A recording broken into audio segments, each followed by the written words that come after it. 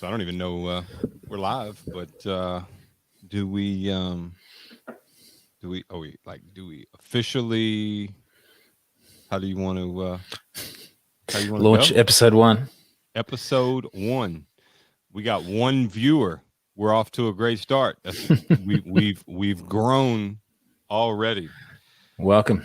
Yeah. So for anybody who kind of taps in, checks in, um really, I guess what we want to do is give a perspective. So I googled something, and Davin and we're both dads. We're both entrepreneurs. We're both sports fans. We both consume our fair share of culinary delights. And more than our fair share. Some might argue, but yeah, we're also very good friends. But so I googled this. We're 9,690 miles apart, right? Almost as far apart as you can get to live. What's that in kilometers? What's that? 9,000. Yeah, well, yeah, I forgot. What is it? 9,800. 9,690. 690 miles to kilometers. Let's have a look.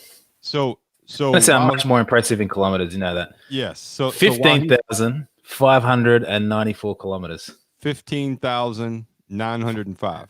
594. 594. I can't hear. So also, if you're tuning in, we have no idea. This is just two friends coming together and wanting to create something, and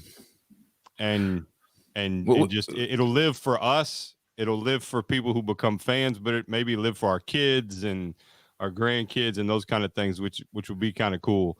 But comment down below, like where you're from, like what city, what country, what state, wherever, why you tuned in, who the hell ever are you? We don't know. Just ask questions, throw stuff at us. Yeah. I think, like, I don't know, you want to share a little bit about kind of how the idea came about and kind of.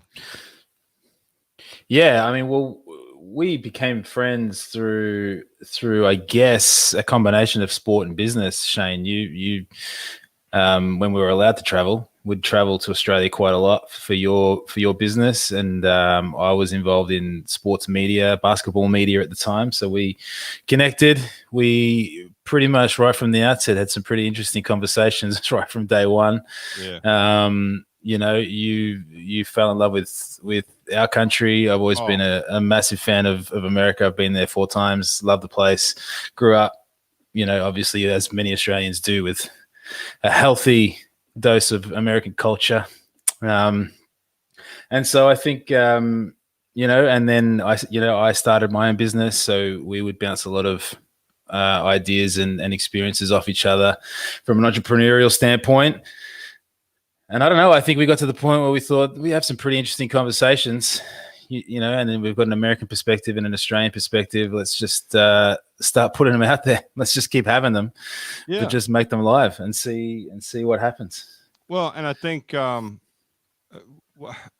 obviously have maybe I don't know. I was going to be the arrogant American and say I know more about your country than you know about mine, but I guess. Wow. Yeah, I mean, I guess you guys know a lot more about our country, and you hear a lot more about our country on a regular basis. Yeah, for sure. Good, bad, or indifferent, I guess. Yeah. There's nothing more educating though than setting foot in a place, and you've obviously done that here a lot more than I've done that over there. You know, well, what we get from American TV, American music, American film is not what America is when you actually go and visit the place and travel around a bit. So, you know, I think our perceptions of America are probably a little bit skewed and influenced. And we're seeing the absolute sensational stuff. You know, obviously the circus that's going on at the moment over there in the US presidential election. I'm sure we're getting all the news we're getting is just the extreme stuff, but there's probably some really interesting debates going on over there.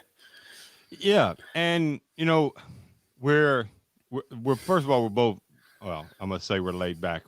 I can definitely be a lot more intense, I think, than Davin can. Um, I'm probably a bit more um outwardly passionate, I guess. Like I show my passion. Davin Yeah, could be excited and win $100 million, and you have no idea that he just won. I think you're a lot more comfortable in the public domain than I perhaps am. Shocker. I'm a behind the camera kind of guy. You're an in front of the camera kind of guy. Yeah, give some context for the people who maybe don't know. And by the way, look, dang it, y'all got to listen. There's at least 3 people watching this thing right now. Comment and let us know, even if you're our wife, right? Like comment and say you saw it. Like so, somebody like we got to get the algorithms up here, right? Yeah, you got to get the numbers up. Start engaging. Engage. So, Davin, tell people like who you are. Like you say, you're behind the camera guy. Who are you? Yeah. Okay. So career-wise, I'm I guess that you could say just a media and comms professional. I've made films, I've made documentaries, I've written for the newspaper over here, going back some time ago now. So writing basketball, writing sports stories. I became the media manager for Basketball Australia. So I worked with the Boomers and Opals back in 2010 to kind of 2012 up to the London Olympics. And my business is about 7 years old now, is a media business. So we create content, we make documentaries, we manage people's social content, their social accounts. So very much a media guy, writing and filmmaking. So that's my story. That's my background. Made a few documentaries that have been distributed globally. So had some success with those. Made a couple of short films that have done okay. Had some success on the festival circuit. So yeah, that's why I'm I'm very much a behind the camera. My byline is all enough. Is enough. I'm a let the work speak for me, not me speak for the work. Yeah. So in short, his professional life resides around creating visual. I'll call it visual art, right? Yeah. Like, you're when you do that, it's kind of like I can imagine. I'm not like I'm the most non-artistic. I'm just a Yeah, but you love tech. Like you know tech. Yeah. You know cameras. Look at your setup there. That's not an amateur setup over there. It is, but it's not. I mean, we're not. I am an amateur who set it up. Like I'll give some context to me. I don't know. I'm sure a lot of us will come out, but I'm an entrepreneur. I had a business, as he mentioned. 11, 12 years ago, I started a business that helped high school age athletes access opportunities in the United States, and ended up in Australia 8 years ago, 7, 8 years ago. And really Australia and New Zealand both kind of became a home away from home for me in some ways. And Davin said he's been here 4 times. I'm pretty certain I've been to Australia 4 times in an actual calendar year. It's so I don't you guys will I don't mind talking about myself, but I don't do a good job of celebrating what I've done and those kind of things. I just we helped a lot of kids from Australia, gained a lot of opportunities. We opened a lot of doors. We knocked down a lot of barriers. We helped eliminate a lot of problems and different things along the way that have now been able to stay open even now that we're not doing that, and continue creating those opportunities too. So what was it about the Australian market that that created such an opportunity for you? Was it the structure of the pathway for basketball here, that there was really a gap that wasn't the same elsewhere? Because you certainly had a stranglehold here. There's no doubt about that. Well, I appreciate that. I don't know if the stranglehold was it sounds very American aggressive, which I don't mind being if that's what. Yeah. If that's Nobody what you're up. choked, but you know, you had a firm grip. It was, you know, Yeah. well, you said it yourself. You're here 4 times in 1 year. It wasn't for vacation, as you guys call it. No. It wasn't a holiday. It was for work. Yeah. Which we'll have to get to that at some point, because I'm sure a lot of people saw me do all this traveling, and they just assumed whenever I was in your neck of the woods that I was just, you know, hanging out on the beach in St. Kilda, you know, hanging out at the bars every night, you know, that kind of thing. But yeah, no, I barely saw you. Like every time you came, you're like, let's catch up, and then no. But I'll be back in a couple of months. We'll do it then. I'll come back in. Yeah, like, okay, I got dinner. Can you make one of these nights work? Yeah, like, exactly. So I mean, I guess one of the things that we're going to try and do. So I'm prefacing my answer to give also some preface, and you and I have talked about it off air. We're going to give our opinion. So my opinion does not represent every opinion of every American. Davin's opinion does not represent every opinion of every Australian. But we're very well traveled from our own culture, more than average, maybe. So, you know, it allows us to have a unique. These are our opinions. So if you don't like something, you know, we're not intentionally setting out to offend anybody. We're going to give you our view of the world and the topic and the perspective that we talk about. So you asked me, what was it about Australia that the market. So when I first came over, I saw very, very quickly that there was a lot of opportunity. And there's 2 things that I noticed. One, I noticed how well respected the United States was in your country from a sport and that kind of standpoint, especially basketball. Yeah, man. If you're a coach in this country with an American accent, you immediately have, I would estimate, 20% more respect than an Australian coach before you've even started. So that was part of that was also part of it from a negative standpoint. Not for me, but for what I could see going on. I could see there were there's been a large influx over the years of Americans from a basketball who've just hung out, who somehow ended up there, who coach. A lot of misinformation, a lot of misrepresentation, a lot of, instead of saying, I don't know, just making up things. And I saw that very, very early. I'll never forget, I actually got confronted by somebody. Walked up. We were at this.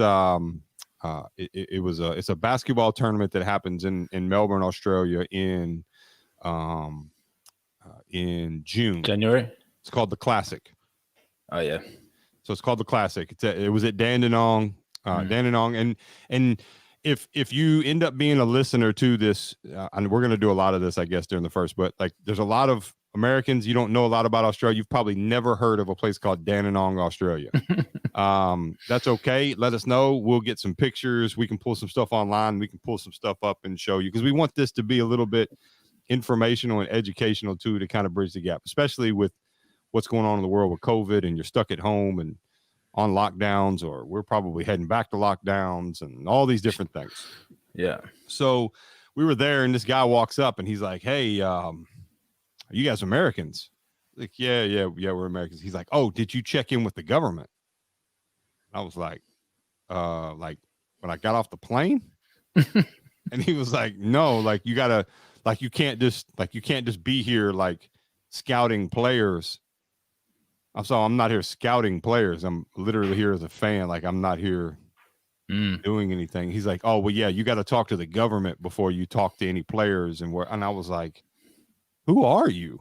Like this is like where, like, what country did I land in? Like, this is very much like America. It's kind of a free country, right? Like, I can kind of come and go. Not as free, but not as free. But we pretend we're as free as you guys, but yeah, well, and we pretend we're free as well. But that's a whole another story. So I was like, what?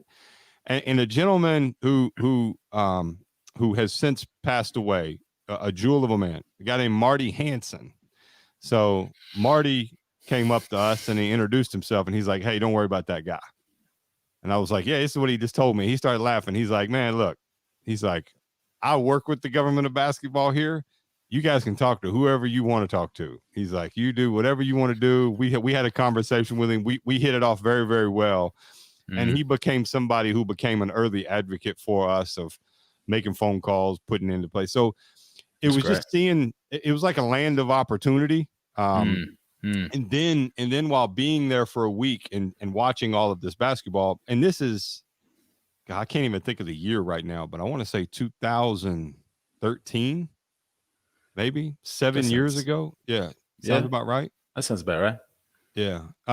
So I noticed all this talent. There's just way before Ben Simmons, way before any of these people, right? Like it wasn't, nobody knew what was going on from a basketball standpoint. I mean, people knew, but it wasn't like, there's always been basketball talent coming out of Australia, but it just wasn't, it wasn't like it was. And yeah, I mean, it was, and then the people, man, I talk about it a lot, that the people of Australia are, so the people of Australia are very much like people in the South in the United States. They're very welcoming.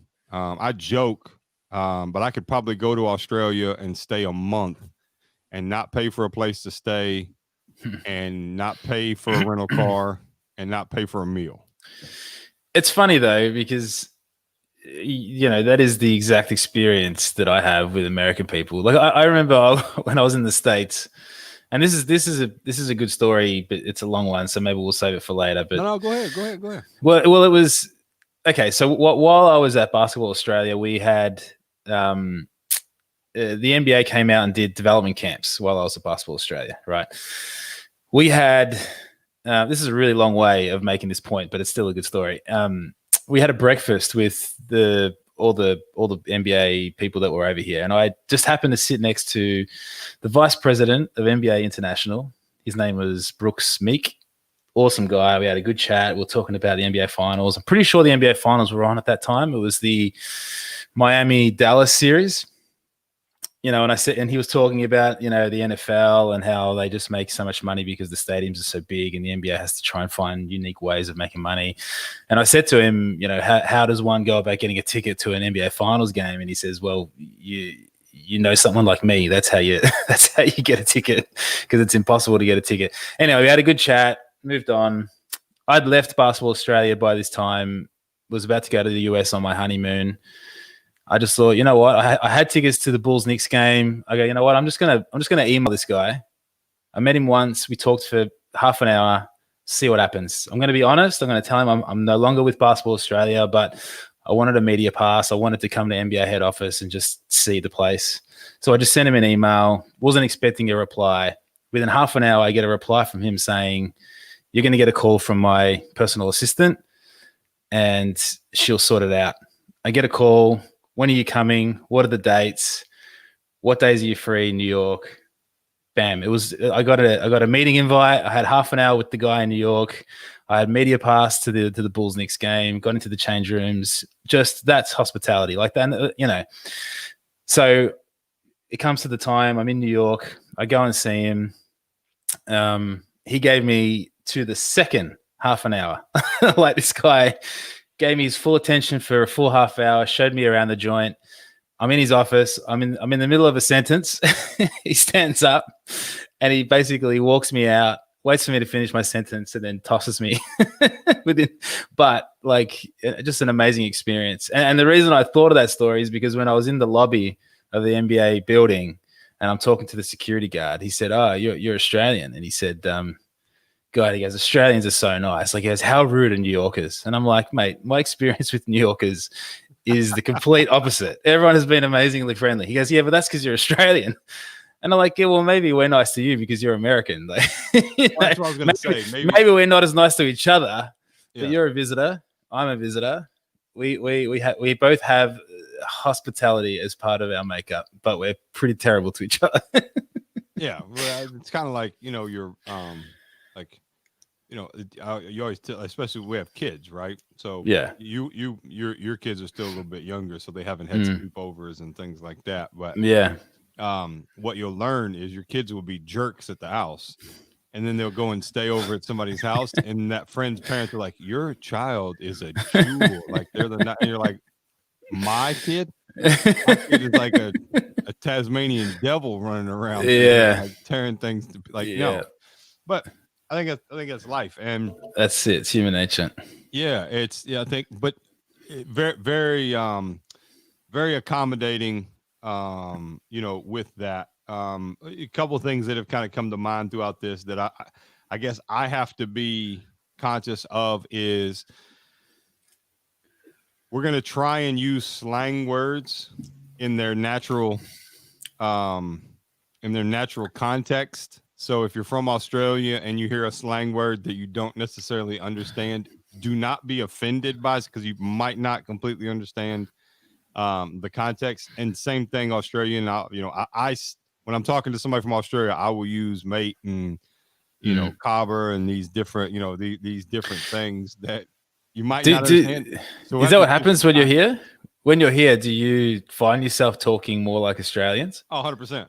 Because it's like completely like I feel like the Australian accent is an accent. As someone that speaks that way, I'm ready to toss it in the bin whenever I'm somewhere else. Like I start talking like I can't help myself. I don't know if I use the accent when numbers 14, 15, 17, 18, 19, like I can do that part of it. Because sometimes that's the only way like if I say 14, like 14, like what'd you say? Like 14. Oh, okay, 14. Yeah. Cheers, that reminds me when I was over there for the Mr. Olympia contest, and for those that don't know, that's a bodybuilding contest. I do a lot of work with bodybuilding athletes, but I was in the hotel and they had what we would call a hairdresser, but a barber, a barber. Hairdressers here, female. Yeah, hairdresser, a barber. Females here. Yeah, okay. So anyway, they had a what we would call it a barber, right? So, and I needed a shave because I forgot my shaving stuff. So I went up to the security guard and I said, "Oh, where's the barber?" And he goes, "The barber?" I go, "Yeah, the barber." And he just looked at me blankly and I went, "The barber?" And he goes, "Oh, the barber. Yeah, he's that way." He had no idea what I was talking about. Oh man. Mine was I'm trying to think one of the first things. One of the very first things that ever hit. I went out to eat. And I'll share some of my first. So I think that would be good too for us to share some things that we learned the hard way on our first experience. So I think I'm gonna do that. So I flew into Melbourne, Australia.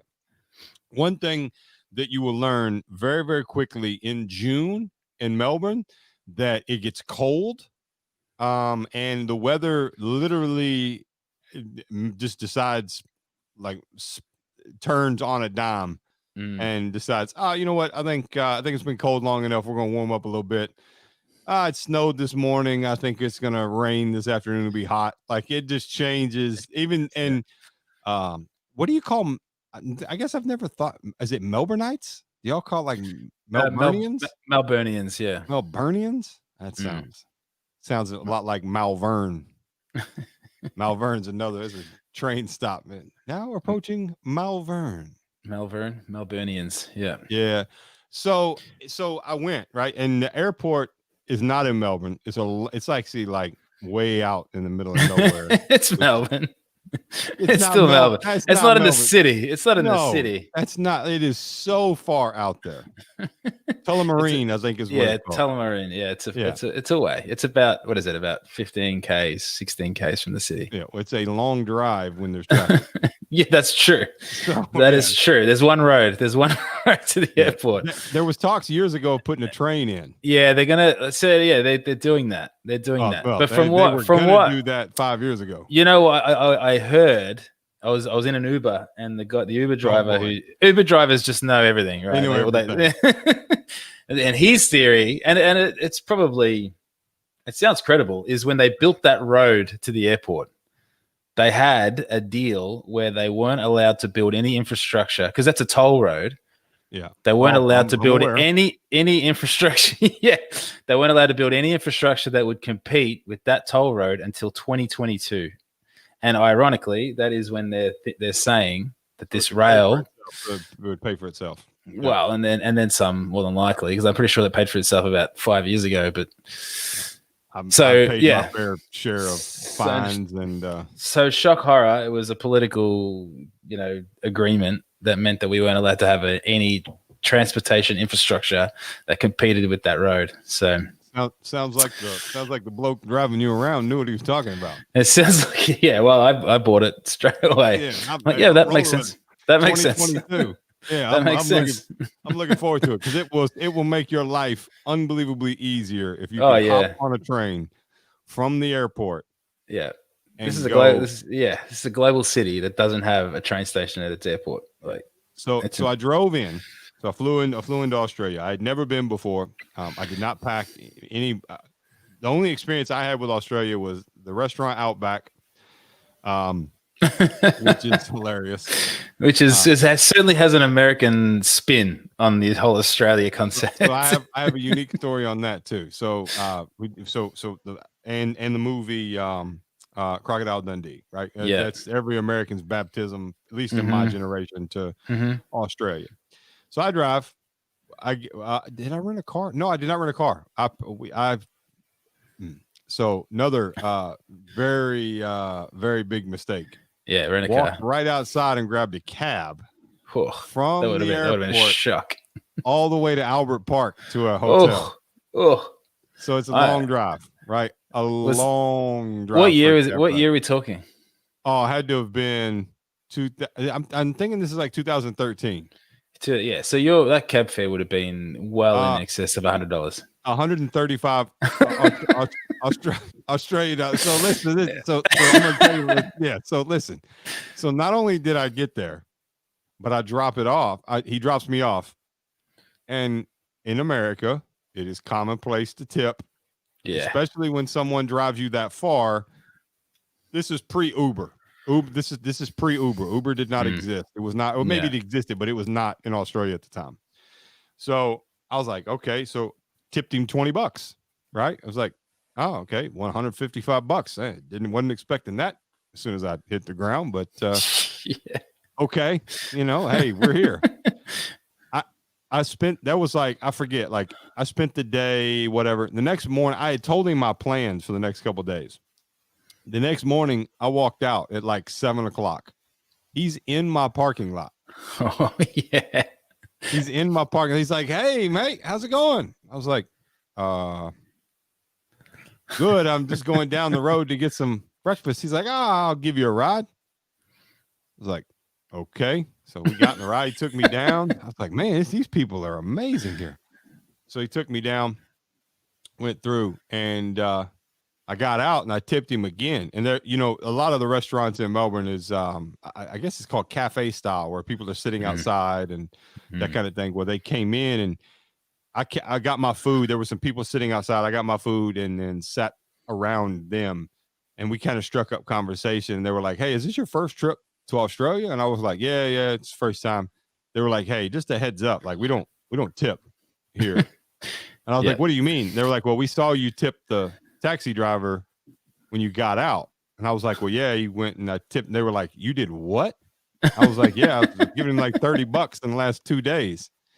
And the lady was like, no, absolutely. We're not doing that. Our minimum wage is a little better than yours. So we don't need to tip anybody. What's minimum wage right now in Melbourne? I think it's about, it's over $18. It's over $18 an hour. Dang. I'm trying. I don't know if it's been updated. Minimum wage. Let's do this a lot as well. Lots of Googling. Minimum wage Australia. $19.84 an hour is the national minimum wage. $19.84 an hour. And what is it over there? About $7.50 or something? $7.25. $7.25. That's why you guys tip. Yeah, well, that's why we don't. Restaurant workers don't make $7.25. I think it's $3.50 an hour. That's insane, man. That's crazy. Well, yeah, but that's also the experience. So that's my first initial interaction. Yeah. So you share with the viewers your first experience. My first experience. Okay. The big shock for me in America was, and don't take this the wrong way, how terrible your coffee is. And it's, I know it's a common complaint, Yeah. but I'm like, I was just sitting there thinking, I mean, they have Europeans in this country. There's people that know how to make coffee in this country. I don't get how they haven't switched on to the fact that, you know, cappuccino, mocha, macchiato, lattes, how these things just aren't on every corner as they are here in Australia. So I've lost Shane. I hope you're still listening to me.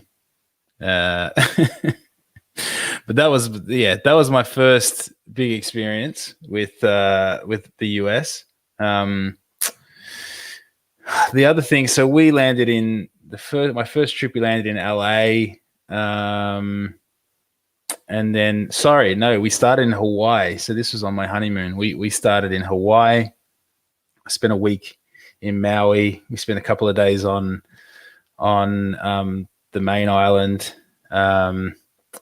And I've got a funny story for Shane when he gets back to his chair. But from there, we spent a little bit of time in LA and then over to New York. And yeah, had an absolute blast. Absolutely loved New York.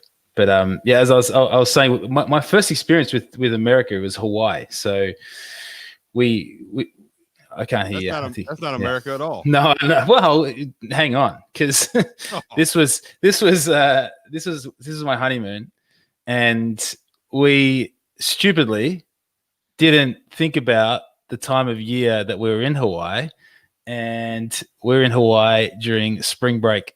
All the rich kids on spring break. So, what we were looking at, what we basically saw was, depressed families 10 years ahead of us and teenagers 10 years behind us. We're like, we were looking into our past and our future, just disgruntled parents with annoying teenage kids and young kids. Yeah, exactly. So, but yeah, we did Maui for a week. So that was a little bit quieter. Okay. Yeah, that was nice. It was a little bit quiet. We did a few days in Hawaii, in Honolulu. Hawaii has decent coffee. I know you mentioned coffee. And for those of you that don't know this, hands down, and this isn't an opinion. It definitely is my opinion. But Australia, Melbourne particularly, has the best coffee in the world. I will tell you, I've never been a crack addict. But I can only imagine it has to be a very similar experience to all of a sudden not being able to get crack anymore when you go over there and you spend, because when I travel, he's laughing, but I'm being serious. Like when I travel, like when I go to Australia, I go for 2 or 3 weeks at a time because like it's such a long flight and it is a costly experience to get there. You might as well just be there and spend as much time. They do the same thing when they come here. They spend a month. Yeah, we were there for a month. Yeah. So I go and it's like, hey, like this coffee's unbelievable. I come home. What is this brown water that you're giving me? What is this? I'm not paying you $8 for a cup of this. And you all drink like drip coffee, like that kind of Keurig in the instant. Yeah. And it's just like, and you guys just pour it and pour it and pour it. And because as I was saying, like, you guys have Europeans over there. Like the migrant culture in America is strong. Did no one bring good coffee with them? Right? It's exactly an entire country of migrants. Did the Italians not, did they not pass on? Well, look, listen, because I don't know, right? Like, I don't know. Okay. The first controversial statement is going to be made about 2 countries, and I'm going to make it about there's certain things we're lazy, but it's more so when it comes to convenience. But that's okay, because I think the fact that Starbucks, I thought it was a good idea to ground a bunch of grounds, throw it in a piece of paper, drip hot water over it, let it drip into a pot, and then drink that. No, but the fact that Starbucks exists and is big as it is indicates to me that you guys have an appetite for coffee. You want good coffee. We have an appetite for coffee. I'm not saying Starbucks is good, but it's as good as you're going to get in most parts of the country, right? Yes, well, it used to be. So now that like the culture in the West Coast is kind of moved changing, this way right? of Yeah, like, yeah, and so that's like, what I found the last time I was there. yeah, Is that it's definitely improved. yeah. It's We can definitely we can improved. still bag on it though. It's shit coffee. It's horrible. It's absolutely horrible. But it is. But I'm so here's the thing though, Mm, and we need to put this to the test once COVID hits and I come to you and you come to mm, me. I think mm, there's something we need to test. mm. I think we can test this and create like a little segment that we can include in here. Yeah, Is we both go to a restaurant, we both go to a place and yeah. order the same thing. Mm, You see the cost that we can record with our phone, like really quick. We record yeah. it with our phone. Um, and then I Po- want to check the temperature. portion size as well. Well, Portion yeah, size. You, Americans, you, you, yeah. we're You just have big bigger than portions. everybody else. I love it. Don't get me wrong. Don't get me wrong. I'm all for it. But I mean, I'm a massive Seinfeld fan. So we did the Seinfeld Cafe in New York, Yep. and it was awesome. But you go in there, for anyone that hasn't been there, you go in there, and if you order a main meal, you get a free salad and a free soup if you order a main meal. Yeah, it's a lot of places. They bring out the soup and the salad first. These things are enormous, man. Like I was done after the salad and the soup. Maybe, I didn't need the meal. You're hungry. Maybe you wanted to, in case your meal takes long. Man, I reckon I probably walked 50 Ks that day and put on 10 kilos. Oh, well, I don't know. We had to do the math conversion, but It's a lot of calories. This is what I'm 50 saying. kilos is like It's 10 miles. 50 kilometers. 50 kilometers is like 10 miles, maybe something like that. No, it'd be 50 is probably about 30 miles. Do the conversion. We're gonna do this a lot. 31 miles. I was way off. See, well, I just did a conversion at the start of the show, so I had the advantage. You're top of mind. So, but I want to check the temperature. Right. What are you saying? Handed. So are we dishing it out too cold? No, it's perfect. And that's what I'm saying. I think one of the big things in America is it's such a quick, like it's even the espresso. If you go now, it has to be done so quick because there's this turnover, right? You're trying to maximize every dollar, all that. That it scalds. It's cooked at such a higher temperature because here's what I've noticed. And Aaron, who used to travel with me, we noticed this really quick. He would go somewhere. I would say, hey, I'm on a call. Can you run over here and grab us a coffee? Whatever. He'd run out. He liked going out and about. So he'd go grab me a coffee and come back. And I can remember I would wait. And then by the time I would wait, the first couple ones, I was like, it's already started getting cold. And he was like, yeah, he's like, I had it right as soon as it was done. He's like, you can drink it as soon as they hand it to you. And I was like, what? In America, you might scalding when you get it. Yeah, you might boil. You could cook some soup in it. Like you could boil stuff. That means they've burnt it. That's what it means. So that's what I'm saying. Like I think maybe that's the one difference because the beans are beans, right? Yeah, coffee beans are coffee beans. Water is water, right? Like it comes out of the sky just like everybody else's, right?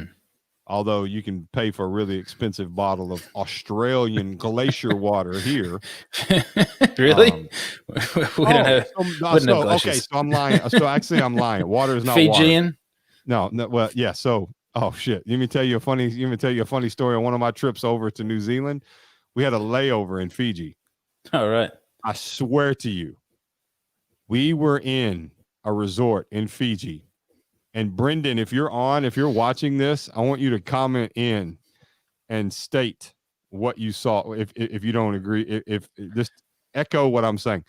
Brendan's a friend of mine, and we were sitting there in Fiji, and I look over, and this lady's got bottles of Fiji water lined up, and she's filling them up from the tap.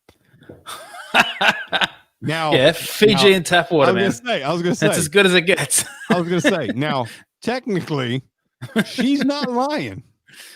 That water probably trickled down from the mountains, went through their system. Fiji. It is Fijian water. That's crazy. Absolutely is, right? That's crazy. So I think I have a picture of it somewhere. I was like, I gotta sneak a picture of this. Like, what? There's no way. But now I will say, this is gonna make me sound very what's um what's an Australian word for like uppity or like posh? Not posh. Yeah, Posh is, snobby. yeah, snobby. So same thing. This is Mm. gonna make me sound real snobby.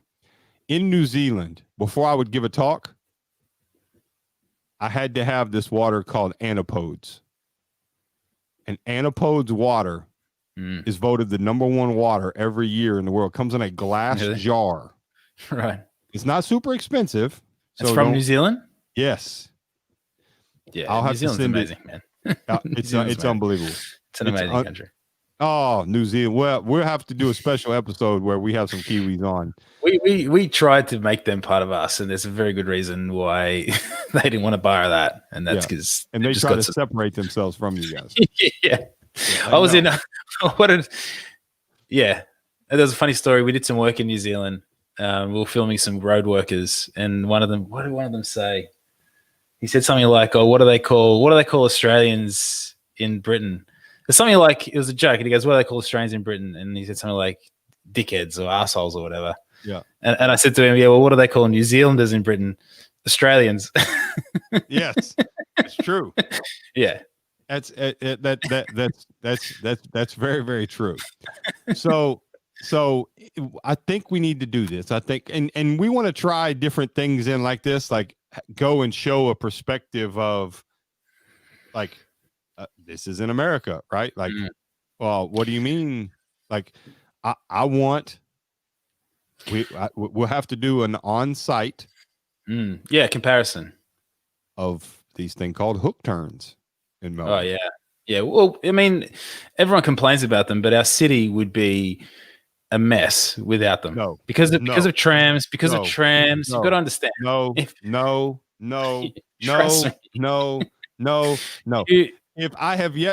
you're an Australian who watches this and you think or you believe that hook turns are necessary, unnecessary.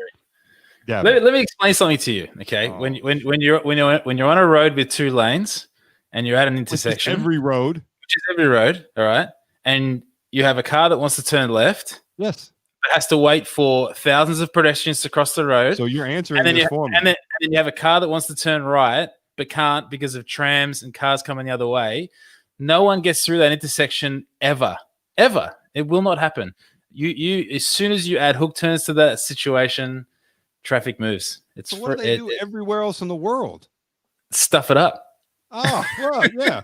No. The first thing would resolve this is if you guys drove on the right side of the road. That would be. You know why you guys drive on that side? Everyone else does. No, that's not true. They don't in the UK. You're only one. The only reason you guys drive on the right side of the road is because you hated Britain that much. Is that you went, we're not doing the right side of the road, because in the UK they drive on the left.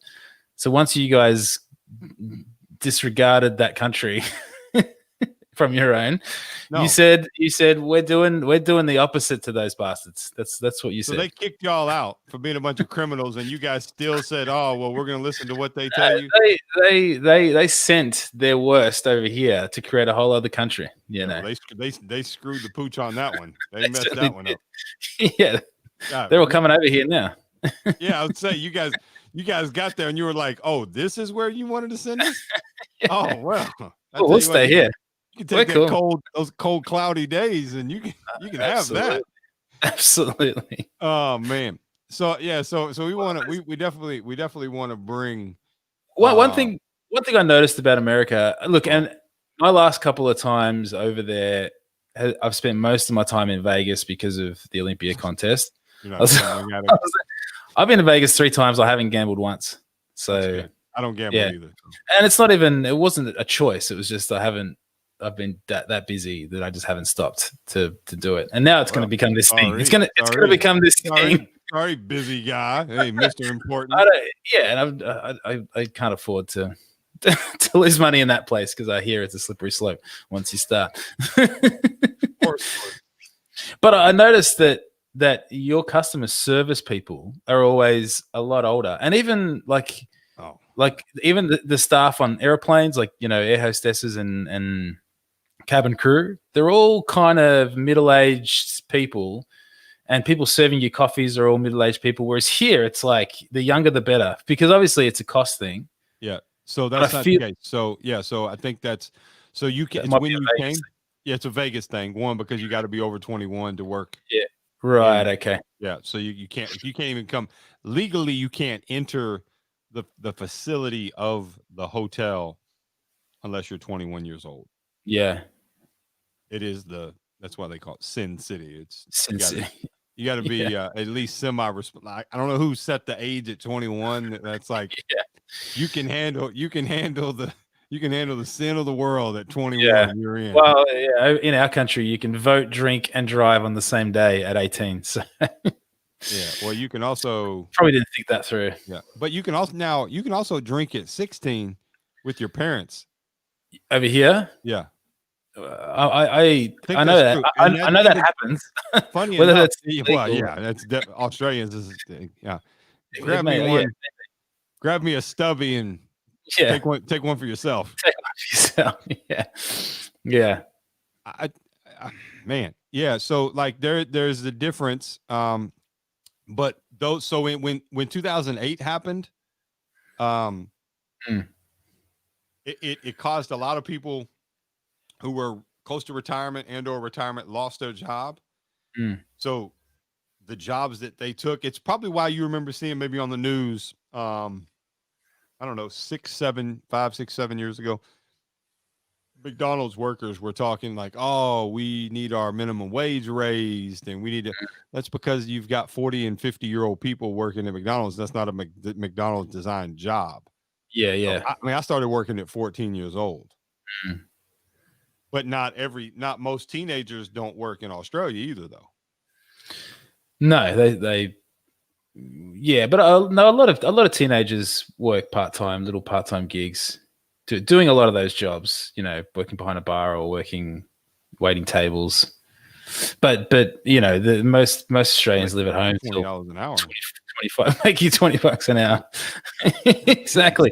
Well, and if you're serving alcohol, I think you get paid more. Like I think if you're serving alcohol, you get extra. So explain to those who've never been to Australia also what happens on a holiday when you go out to eat, and like what you like the different things from a worker's standpoint and from an employer and from a consumer standpoint. Yeah, so we have penalty rates. So it's not a good word. It's a little bit. We're going to penalize you for coming out and keeping us open. It's anti-capitalist, that's for sure. Golly, what a phrase. So you have to hang out and spend your hard-earned money with us, and we're going to penalize you. So you have to pay your staff. I don't know if it's time and a half or double time. Yes. It's time and a half. Depends on what holiday, from what I depends on the holiday. Yeah, if you make someone work, the Queen's birthday, I think is double time. I think Christmas is probably double time as well. I remember she's probably taking some of that. Yeah, she's getting a cut of that for sure. The services rendered. What does she do? She's not done anything though. Nothing. Why is she held such high esteem in you guys' country? Man, we had a referendum to try and become a republic, and the Republican side lost. I won't get political, but yeah, Australians wanted to keep the monarchy, which is staggering. But anyway, I think even like she was surprised at the result. She's like, really? She own the land? No, I don't know. She's just our head of state. Yeah, so but how they choose the land to send what's you that? there? They just took it. Well, that's not a topic that we're. That's not a secret. Yeah, well, I know that. Yeah, we've got our own. Yeah, we've got our own. Yeah, racial issues that are heating up over here. Shocker. Who would have thought? Who would have thought? It was pretty. Hey, look, my family's Italian. We came here fair and square. Well, we want to maybe not fair and square. I was thinking we were talking about I don't know, like unless some protection can be offered up. I don't know if I want to start talking about. There's no mafia in my family. That's what everyone says. That's exactly we're from the north. My family was from the north. We were artists. We were cultured. No, we have to acknowledge 100% the sins of our past. There's no question about it. In my view, the fact that in our constitution, the Aboriginal Australians aren't even mentioned as the first, the first and rightful owners of this place is that needs to change. Yeah, very soon. So I just It's a disgrace. I just Googled who owns the land of Australia. Is it the Queen? The largest single land owner. Yeah, it's got to be the Queen. It's investors from the United Kingdom. They investors. They own 2.6% of the nation's soil. Okay, that's not a lot. It's a big country. You know who the second largest landowner is? Indigenous Australians. Nope. China. Yeah. We. Yeah. The third is Americans. That's right. at 0.7%. There you go. Hey, maybe we should just figure. I mean, I don't know. Maybe start. I mean, what do you think it'd take? I mean, I don't know. We got 300 million Americans over here. We all throw $10 together. We could probably buy it. You could. Well, you've got a fair amount of debt yourselves going on over there that China has. Speaking of stranglehold, they've got a fair bit of your debt. Debt. We all have debt. Who cares? Yeah. Well, defaulting on that debt. Don't you ever wonder how that works when you have debt, but yet you literally have a factory where you just print your own money? Yeah. Yeah, that is why whenever they equate the nation's budget to like a household budget, it's like, you as a government make money from us, we give it to you in taxes, and then you can just go and print your own cash anyway. I can't print my own cash in my household. No. It's a little bit different. It's not exactly the same. It literally grows on trees for you. Yeah, it is not for me. Yeah, exactly. Like, you gotta wonder. Right? Like, like, how do I know? How do I know you haven't just all of a sudden thrown an extra 40 billion in the economy into circulation? And how do I know that? Yeah. Who got it? I don't know. Yeah. Should I report if I find a bale of $50 bills just floating in the ocean? Maybe I'm supposed to have that, right? Maybe that's my patriotic duty. We have a law here that if you find money, it's not yours. So there was a case where how much? Any amount. There was someone that bought. There was someone that bought. Well, I may not be allowed back in the country because I've found some money before. Yeah, I think there's an amount that it's acceptable to keep it, but there was someone that bought a suitcase from an op shop over here, which is like a thrift shop, I suppose, over there. And there was money hidden in the suitcase. There was something like $13,000 or some ridiculous amount of money that was hidden in this suitcase. And the person that donated it came back and said, "I've realized I donated this bag to this shop and there was cash in it." They traced the sale. The people that bought the bag got arrested for not announcing that they'd found this money, and they just kept it. Oh, I know. Kind of. What? What's kind of isn't that crazy? That law was put in place by some Italians. Yes, 100%. You need to. I think that the policy is that you've got to hand the money in, and if it doesn't get claimed, then I think you can get it if no one claims it. But you've got to go through that process. No, it's like finders keepers. Finders keepers. What if nobody like what? No. So let's we're having some back and forth banter, and that's definitely going to be part of this show. Today we're limited on our time, so we want to be conscious of those things because Davin he's got a whole day ahead of him. It's Monday your time. How is Monday? Let me know how Monday is. How's it going? Monday. Well, this is a good start. I'll be there. I'll be there soon. I'll be in Monday soon. Yeah, it's not far away for you. What time is it over there? It's like 8:30, 8:26 at night. 10:26 here. Monday morning. So it's Monday morning. They're gonna have a really hard time figuring this out. Yeah, Sunday night for you. Monday morning for me. The other thing I thought about too is we set that we were going to do this certain time based on your time, and time changes here in about 3 weeks. So yeah, so it'll change here too, I think.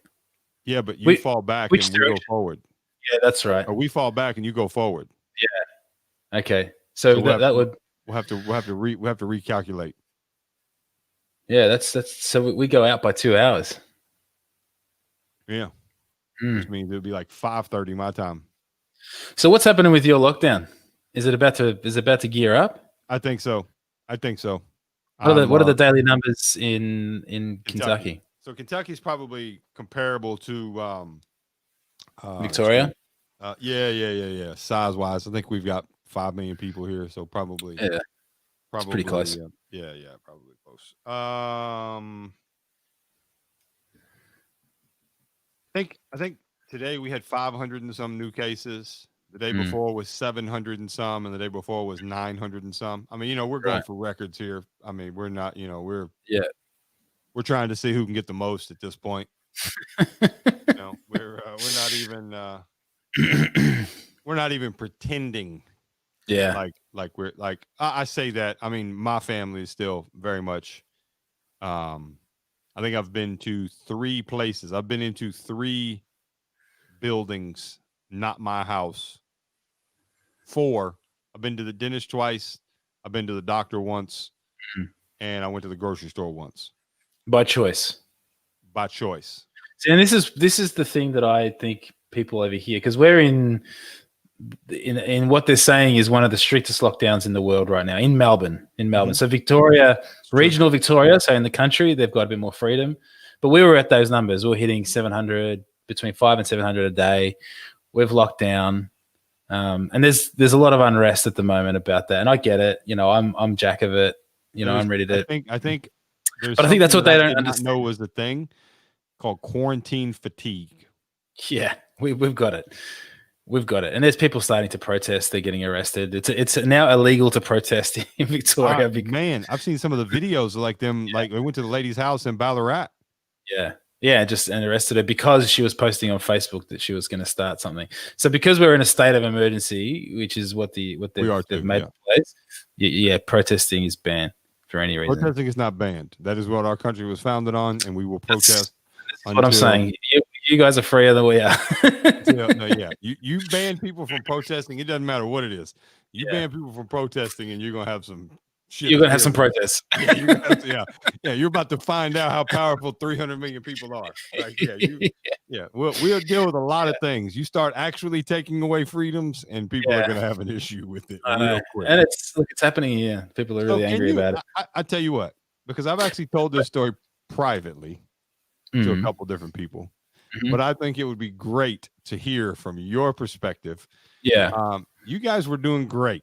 Had the whole COVID thing licked, right? You had lockdowns. Everybody, they were allowing interstate travel, but if you flew in, but when you flew in from somewhere, you traveled, you had to go to one central hotel to quarantine for 2 weeks. And then what happened? So the security around the quarantine wasn't airtight. Let's put it that way. It wasn't airtight. So in Melbourne, the term quarantine security was used rather loosely. Oh no. Security guards were frolicking with some of the guests, fornicating, having sex with each other as well, from what I hear. With the guests at the hotel, and then they were not quarantining. The guests were wondering. Well, they were allowed to go out, go and get cigarettes and go and have get a coffee and blah, blah, blah. And incredibly, then the security guards would do all that and then go home. And then come back in and y'all had 10 cases a day. We had none. We were down to practically zero. Security guards decided to roll around in the sack a little bit. Roll around in the COVID hay. Yeah. Decided to, you know what? So, while everybody can be mad at the government, like, oh, hey, wait a second. What happens to these guys now? Right? If I'm gonna get arrested for not reporting $13,000 in something that I find somewhere, what in the what happens to these guys who decide to go fornicate with some COVID but I guess infected? the argument is that were they properly trained? Who was in charge of the whole scheme? There's the federal government was offering the military as part of the protection, and the state government, they're denying that they even got that offer. But the federal government is saying that they rejected that offer. They wanted to use private security firms to manage this whole scheme. So we went from nothing to 700 in the space of a few weeks. So but it's 35 today, down to 35 today. So you were on lockdown and then off lockdown, and now you've been back on lockdown. We went, and now this time it's a harder lockdown, because even though we're getting a lot, but even though we're getting a lot of cases initially in the first wave, a lot of those cases were return travelers. So there wasn't a huge amount of community transmission. Now, community transmission went absolutely nuts. And then other people were then obviously going and fornicating with security guards. Yeah. And look, I mean, in some of the areas where the virus sprung up, look, a lot of these security guards, they live with their friends, they have big families, and it was in that Ramadan period, and so a lot of them were Muslims, so they were then going to big family gatherings. So it went wild. Just went wild. Man. So we've locked down even further. We've got a curfew. We've got to be indoors by 8 p.m. every night. You have to have a mask as soon as you walk out the front door. You've got to have a mask. Yep. You have to have a permit to go to work. You got to have a permit to go to you got to have a permit to go to work, but you download the permit and fill it out yourself, and that's the permit. So it's not like you have to register with the government or anything. You just have to have a reason to be. There's like a list of permitted workers. So if you fall in that list, you just got to fill this form out, keep it with you, and you're good. So, I mean, I've been out. There's people everywhere. It's not like the military is rolling around in the streets shooting people. That's the way ours was here. Yeah. But the second wave is coming. So, like, you see what's happening in Europe, man. Yeah. So Israel just instituted a lockdown for the second time. The UK have just banned gatherings of 6 people or more. Yep. And I think schools are getting ready to get shut down. Spain's crazy. So what we did see is in the Southern Hemisphere, it basically eliminated the flu season. Yeah. There's been hardly any cases of flu. So the hope is that we somehow, I'm guessing what America will do, because, we're, by damn, nobody's going to tell us what to do. And, we do whatever the hell we want to do, I guess. For the most part, that is a really great way to be. But when a pandemic happens, until shit's hitting the fan and everybody's dying. Yeah. So I think what will happen, if I had to predict, I'm not wishing, I'm not hoping. So any of you crazy morons that want to jump all over Shane hopes that I'm saying, I think what is going to happen, because our fall break for school is coming up in 3 weeks. And you guys are coming into winter. And people will be going on vacation, and people will be traveling, and people will be acting like we're not in the middle of a state of emergency in a global pandemic still. The sky is burning in some parts of our country even. And I think what will happen is by the end of October, we will be back to where we were in April. And I think it'll be that way for a very long winter. I think we'll have a vaccine early next year. I think we just last week, the government was doing some testing in terms of vaccine rollout. So we're doing, drills and things like that. So they mustn't be confident. They're doing that here too. Yeah. So they think it's coming. They don't think it's going to be here by Christmas, but they think it's coming. Here's the thing, though, and even for a country of 25 million people, right? You got to get it to people. You got to figure Quick. out. Yeah. Well, so But you got to go your most vulnerable first, right? So you got to hit but nursing homes. they're saying that for the vaccine to be as effective as it can be, they've got to vaccinate everybody within 2 months, because there's no point vaccinating just a small percentage and the virus is still circulating. You needed to get everybody done quickly, so then you get that kind of that immunosuppressive. Yeah. Kind of like the same thing. Yeah. So yeah. Well, I'm hoping the one from the UK, that RNA one, because it'll actually, from what they're saying, it'll actually make you immune to not just COVID-19, but any COVID. Coronavirus. Yeah, coronaviruses that are out there, which is pretty interesting. Yeah. Well, they're saying that there's going to be some positives. There's going to be some positives come out of this. I reckon there's, there could be as many as 60% of the world's population has immunity to it already from other coronaviruses. Like if you've had a similar coronavirus in the last 12 months. What's that? We've not heard that conspiracy theory over here yet. Well, no, this is research that you guys did. Oh well, shit. It all comes down to who put it out. They tested blood donations that were made in 2017 against blood samples of people that have had COVID and recovered. And in those blood samples from 2017, 60% of them had antibodies equivalent to the COVID-19 antibodies that people who have recovered from it have. Well, you just broke some news, and you sent every conspiracy theorist Facebook group. I'll send you a link because they said that there was a prison community, I think in Boston, where they had like 90%. Probably immune to anything if you've been in prison for. Well, that's the point, I guess. Is there's anyway. So I think what will happen, because I mean, now again, you're talking about a country now of 300 million people.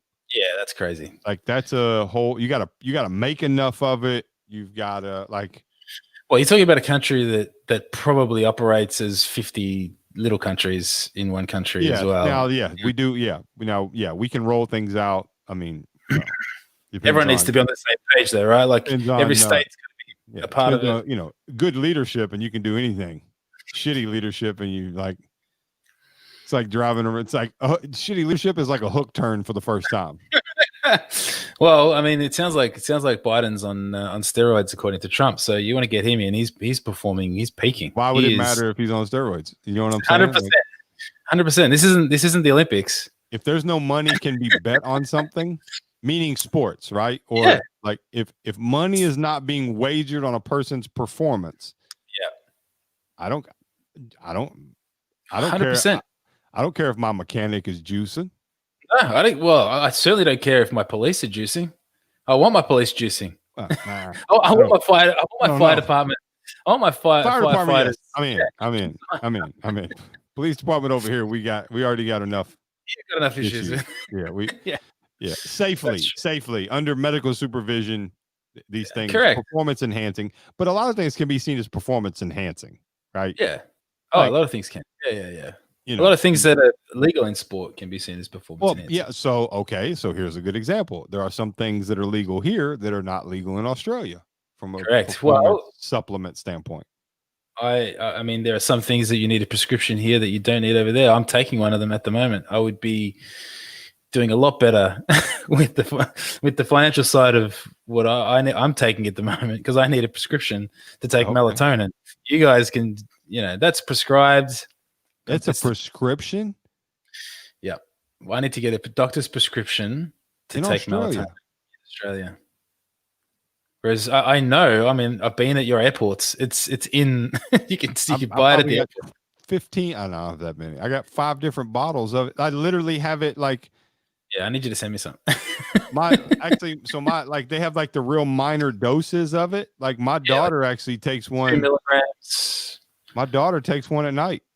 It's like a gummy. It comes in on subscription. It comes in through Amazon. That's crazy. Yeah, well, we need to. Is it legal can you get it outside of the country and bring it in? I don't know. No, I would assume not. I would assume that you wouldn't be in a great deal of trouble. I would Is it have a thought controlled they substance? just it's controlled. So they would What? just confiscate it. They would just confiscate it if they found it on you. I've traveled with it, dude. Do you know what traveling to Australia on a regular basis does to your body? Yeah. Oh God, yeah. shattered. Yeah. I can imagine. Oh, especially when I get there. A lot of people don't know this. When you arrive in Australia, you typically arrive in the morning. Yeah. 2 days later. Flying, I find flying to the States isn't too bad. It's coming back because you lose a day as well. That's everywhere, though. You repeat. Same for me. Yeah. Coming home is murder. Okay. There's actually science behind it. Yeah. But melatonin is great for helping you settle your jet lag. Wow. I did not know it was a prescription. And it's expensive. Yeah. It's like $3 for like a month for little cheap ones here. I can tell you it probably costs about 60 or 70 cents per tablet. That's not too bad. $30 a month. Yeah. Money. Yeah, but that's, I mean, I would get 30 pills for $30. You guys would be getting 100 tablets for probably $15. I mean, it's not crazy expensive, but it's but it's the difference is. But that's the difference, though. Yeah, like what's legal in one country is not legal in.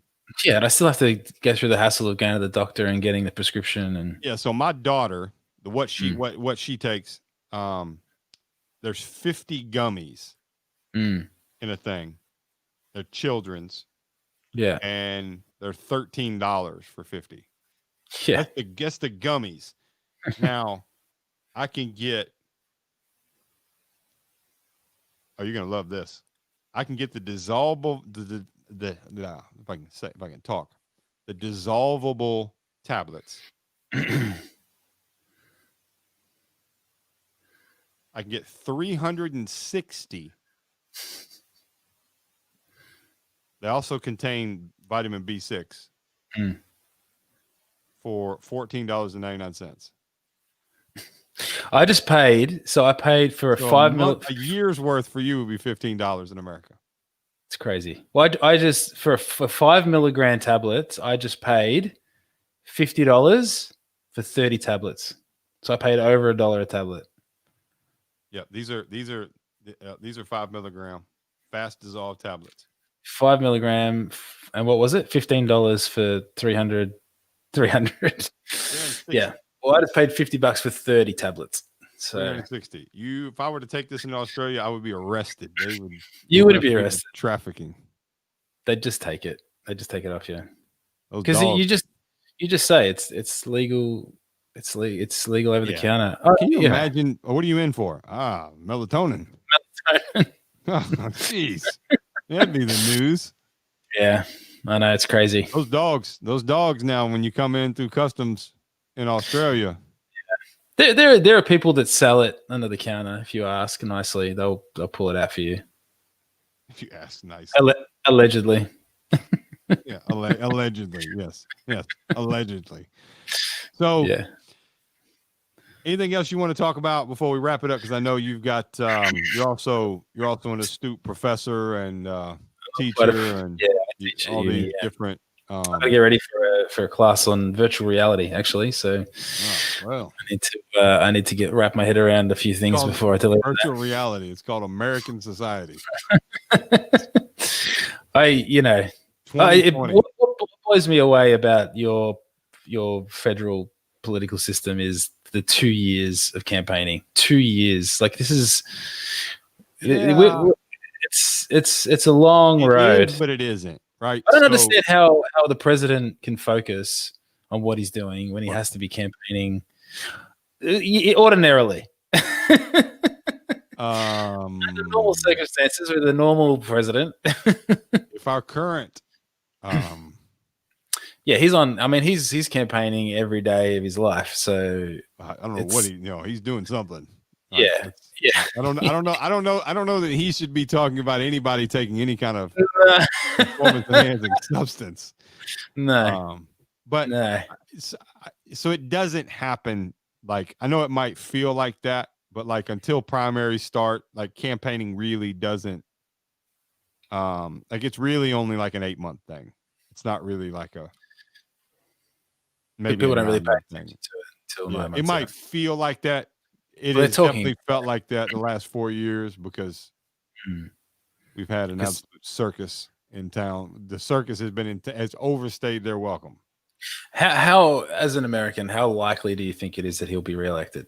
Uh, well, it depends on who you ask. You ask someone who loves Donald Trump, they will tell you that God will keep him in office for another 12 years.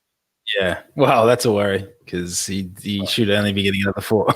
Yes. Well, if that's what God wants to do, that's what they'll tell you. That's what's going to happen. I saw your post about Yeah. how it's the other day. Yeah, the other day. Yeah. If I had to guess, I would say it is more likely, and this is, I'm not endorsing any. Oh, that's fine. Yeah. Just in terms of the general vibe of the country over there. You talk, it depends on what circle you operate in. You could talk to some people and they would tell you that everything is normal, everything's great. Mm. I would say more than likely he will not be reelected. Okay. That's interesting.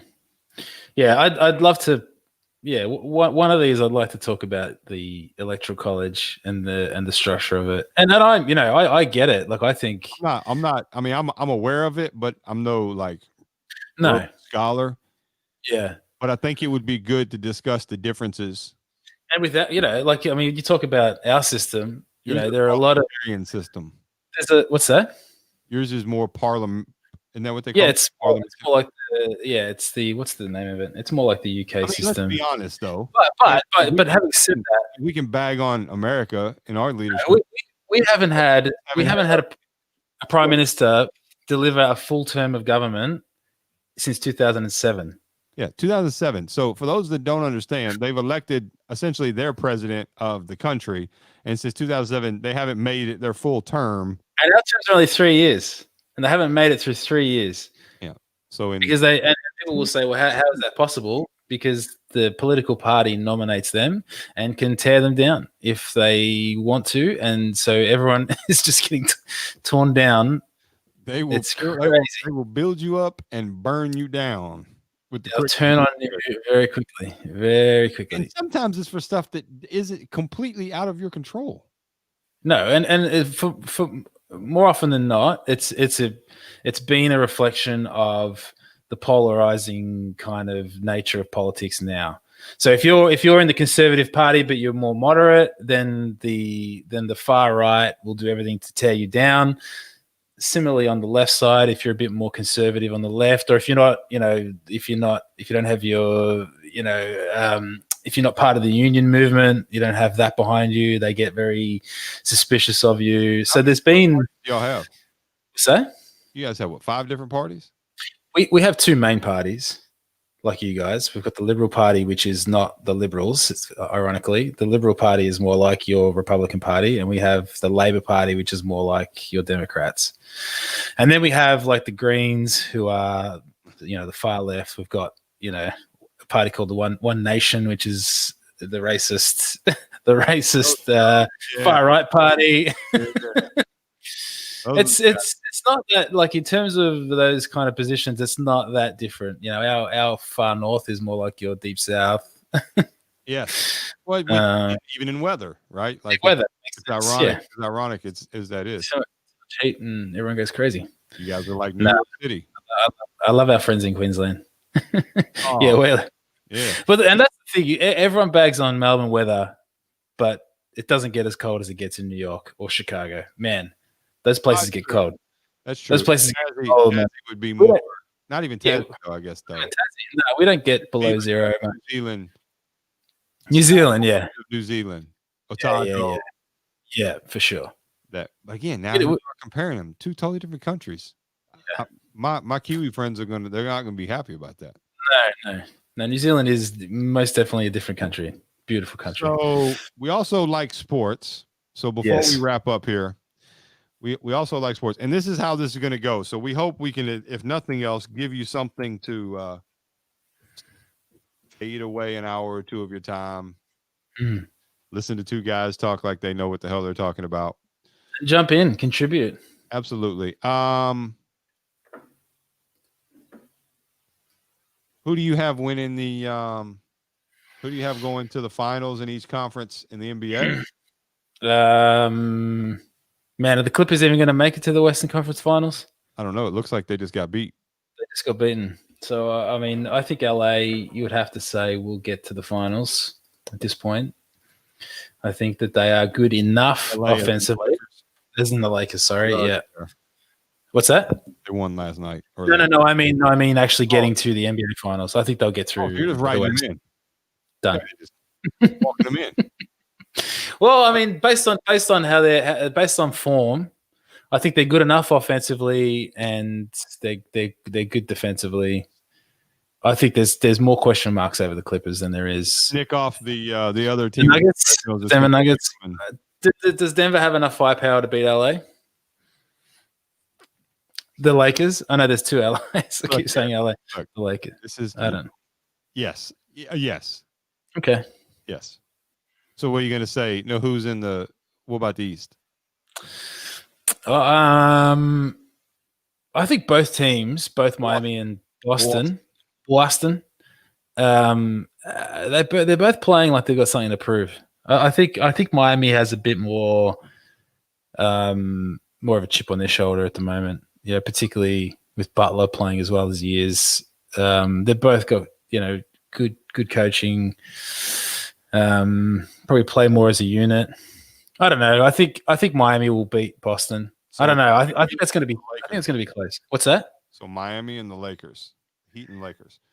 I think so. Now you're about to be on the LeBron James bandwagon and tell me. I just think they're going to win it. I think it's a big year for the Lakers with Kobe's death, and I just think that I like that story of them winning. He's going to be a big part of their celebration. A really cool story that came out of the Lakers today. You're about to change my opinion, aren't you? Did something happen? Pau Gasol, mm-hmm. He had a daughter born, mm-hmm. and him and Kobe were very, very close. He's been spending a lot of time with Kobe's daughters, and yes, his daughter is named, and I'm probably going to butcher this, so I'm going to try. Elizabeth, without the H, no, so not Elizabeth. Mm-hmm. Gianna Gasol. So he named his daughter. He named his daughter after Kobe's daughter. After Kobe's daughter. Yeah, that's awesome. That's pretty cool. Yeah. So I need to ask before we wrap this up from a sports standpoint. So I am a Indianapolis Colts NFL fan, and here we go. I am proudly, for those of you who are Americans who listen, they have a sport, and we will absolutely do an episode where we will dive into this. So I am a Richmond Tigers supporter before they have become the most dominant team in the AFL, by the way. Yeah. They were one of the most horrible teams. They were terrible for a long time. I became a fan. Miraculously, things got better. I'm not going to confirm nor deny that I had a part in that. Yeah. Well. So your team, so for the viewers, your AFL footy Aussie football team is the Collingwood Magpies. Which is probably I've been able to do that all episode. And I'm in control of it. That's the beauty of it too. We are the dark horse. All of our talent is coming back from injury right now. Tonight, we're playing tonight. Well, tonight's going to be the test case for me. I can't wait until we actually talk about and we play some videos of people like fans of both places. Yeah. We don't. Neither club has the best reputation for fan. Richmond does not have a good reputation. Because they've been insignificant. It hasn't been a big deal. But since you guys have started winning, I mean, they're neighboring suburbs. Richmond, a little bit more traditionally more of a wealthy suburb, but they're next door to each other. Stadium right there, got a nice little pitch. Well, look, it's not yours. It belongs to the city of Melbourne. Okay, the MCG. We play out of there as well. Yeah, the clubhouse field, though, right there. Road. Yeah. Right yeah, it's there. nice. Nice. Right Gets good. Marvel. No, that's on the other side. Marvel Stadium is the Docklands. You guys are next to in the MCG precinct. Yeah. US Open, all that. Australian Open, yeah. Or Australian Open, US Open. And I've buggered that. So you have to pick. You can either pick now if you already have one, or by the time we hop on next Sunday, you have to have a team that you're in America, we call it rooting for. However, in Australia, you definitely do not want to root for them. You want to cheer for them. Can we barrack? So, do you have an NFL team, or do you need to do a little research? No, I don't. I don't have one. I will do a bit of research. I will. I reckon. I'm, if I'm just going to pick one right now on the spot, I will do a bit of research. But right now, I'm leaning towards the new Las Vegas Raiders team because they were building the stadium when I was last there, and I just think it is a perfect fit. I take that as an acceptable answer. The perfect fit for that brand. Vegas is the perfect fit for that brand. Okay, well, that might be the case, but you need to do some research. Okay, all right. Do some research, and when you come back, not only are you going to tell us who your team is, but I want to know why you picked, like how you came about selecting who this team is. Okay. Well, when are the Raiders playing out of Vegas? Is it starting this year? See, you can't even be. You see, yeah. I'm not a big NFL guy, but I'll do some research to keep first game. To keep football has become football.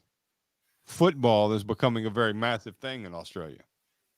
Well, you can only call a sport football if you actually if the ball makes contact with the foot more than 6 times in a game. Because otherwise, it's tackle ball, it's throw ball. You guys can definitely see where this next episode is going to piss people off. So we'll wrap it up. I think it's been good. Yeah. No, this is good. Good way to start the week. Let's get some people involved and engage with it. Let's get them. I mean, we had a total of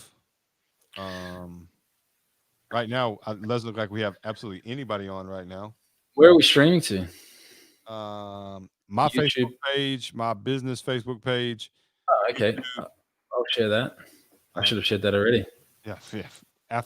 After it was over, I know what you were doing. You were waiting to I need to see if this is even going to be worth. No, I need to see whether I'm going to be able to perform. Yeah, golly. But it's a big deal. We got Aaron commented. Love the hook turns. It's a big deal for you too, though, because you're not one to be in front of the camera and be out talking. No. That's what I mean. You were a little bit uptight. Yeah. All right. Look, I'm going to share this. I'm sharing it. Well, thanks. Now I'll do it every week. There we go.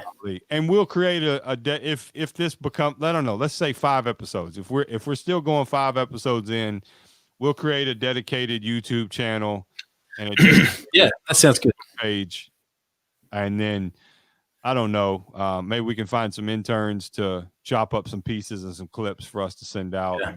Cool. That kind of stuff. So, man, go. It's been good.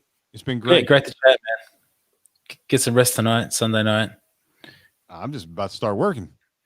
Go watch a movie and get some sleep, man. Get some melatonin. Get some of that free, cheap melatonin India and go and have a good night's sleep. Wonder if you can you do high doses of melatonin? From what I hear, if you take 10 milligrams, you start getting crazy dreams. Oh. Yeah, I don't think it's good. Yeah, it starts it starts messing with you. So. All right, cool. Well, enjoy your week, and we'll do this again next Sunday. Sounds good. All right, buddy. Catch you then. Cheers.